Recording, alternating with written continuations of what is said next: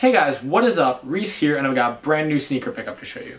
What we're looking at is the Air Jordan 1 KO High OG, or the AJKO, in the sport blue, black, and white colorway. These were released on August 23rd, 2014, with a retail price of $140.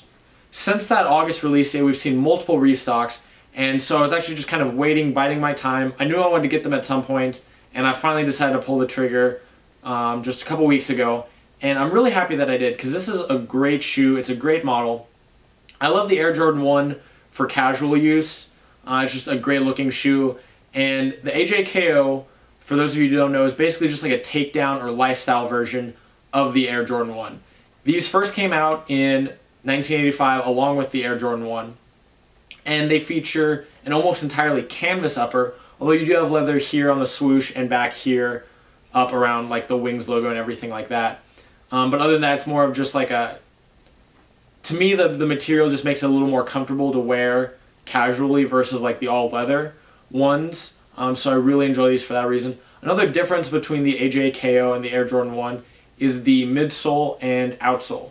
You can see these feature the setup from the Nike Vandal, while the Air Jordan 1 featured a different setup that actually has Nike air cushioning. These just have your EVA midsole without any of that air cushioning. So it doesn't make a huge difference, especially if you wear them casually, but you do definitely notice something different. And so there weren't nearly as many colors of the AJKO originally. This actually is not an original colorway. It was new for 2014. But you know, the Air Jordan 1, there were a lot of different colors, and there were a few for the AJKO, but not a ton. And then after 1985, we really didn't hear anything from that silhouette until 2010. And that's when they released these, which it's the kind of like the Chicago home style colorway. The biggest difference when these came out in 2010, however, was if you look, the outsole is actually what we see on the regular Air Jordan 1 and not what was originally on the AJKO. So these weren't actually true to the originals. They released a few colorways. They actually even released a few pairs that featured leather uppers instead of the canvas, which at that point I just have no idea what the point was. But it's all good because in 2014 they brought back the original tooling, the original setup, which I think is really cool. You know, I don't have any problem with the other ones. I like them a lot. It's just, I always like when a company does go back to the original style and everything. I think that's really cool. So with all that said, I'm really excited to have these. Let's dive into the close-up view and I'll show you the colors, materials, and everything going on with this shoe. Here are the close-up look of the AJKO in the sport blue, black, and white colorway. Now you notice I'm doing this format a little bit differently. I actually got a new camera, and this has a flip-out screen so I can see what I'm doing while I'm sitting in front of the camera. So this is just a little more natural way for me to present the shoe. So be sure to let me know what you think of this format, and let's get right into it. The majority of the upper on this shoe is canvas. You can see the toe box features a sport blue canvas, but then the majority wrapping around and then coming up the sides is just a black canvas. You've got a sport blue swoosh right there in leather.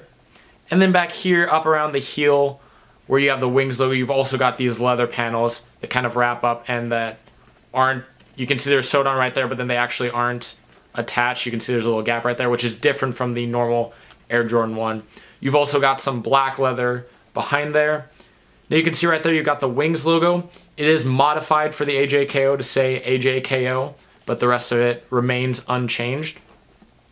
Looking back here, you've got this little like faux pull tab in black leather. I say faux pull tab because there's like not really anywhere to grab it. Doesn't really help you put the shoe on, it's just there for looks. Here we go with the inside of the shoe, which is basically identical to the outside. You just don't have that Wings logo up there. The tongue is black nylon, and then here at the top of the tongue you've got this little tag that says Nike with your swoosh. You'll notice it does not say Air, and that's because these do not feature air cushioning like the normal Air Jordan does. Air Jordan 1 does, excuse me. You've got an all-white midsole, again just your EVA midsole.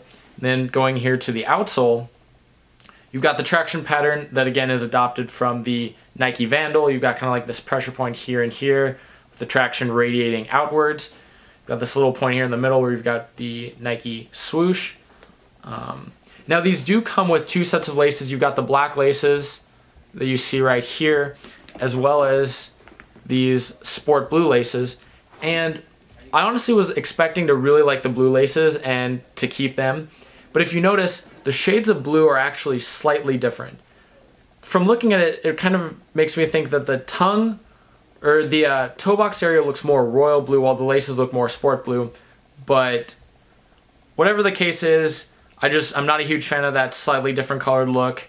It's not that big of a deal, but for me it's enough of a deal that I'll be going back to the black laces.